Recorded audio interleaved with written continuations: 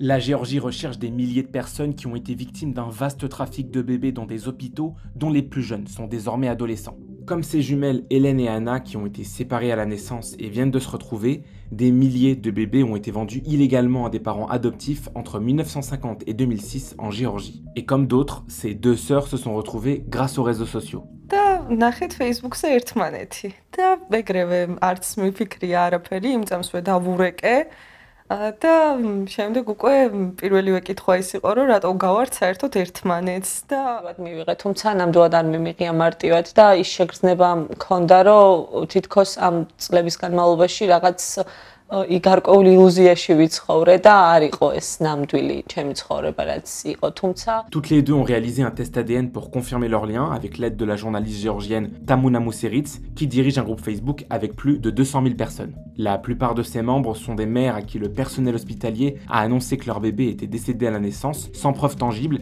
et qui aujourd'hui tentent de retrouver leur enfant. იყო გამომდინარე იქიდან რომ ისინი ვერ ახერხებდნენ ბავშვის ოფიციალურ გზით აყვანას, რადგანაც ბავშვები არ იყო გასაშვილებელი, უწევდათ კანონის გვერდის ავლით ბავშვის ყიდვა. La journaliste dit avoir la preuve qu'au moins 120 000 bébés ont été volés à leurs parents pendant plus de 50 ans, jusqu'à ce que la Géorgie ne modifie sa législation en matière d'adoption en 2005, puis renforce les lois contre la traite des êtres humains en 2006, ce qui a rendu les adoptions illégales plus difficiles. En 2021, Ami et Anno, deux autres jumelles nées en 2002, se sont retrouvées grâce à TikTok. Quelques années auparavant, l'une d'elles avait participé à l'émission télé La Géorgie a un incroyable talent, ce qui avait éveillé les soupçons de la deuxième. Un documentaire de la BBC leur a d'ailleurs été consacré début 2024. Ami et Anno ont appris qu'elles avaient été adoptées et que leur acte de naissance avait été falsifié. Grâce au groupe Facebook de la journaliste, elles ont appris qu'elles avaient une autre sœur qui vit pour sa part en Allemagne avec leur mère biologique. Cette dernière leur a affirmé être tombée dans le coma après son accouchement et avoir eu l'annonce de leur décès à son réveil. Depuis ces nombreuses révélations, le gouvernement géorgien a lancé en 2022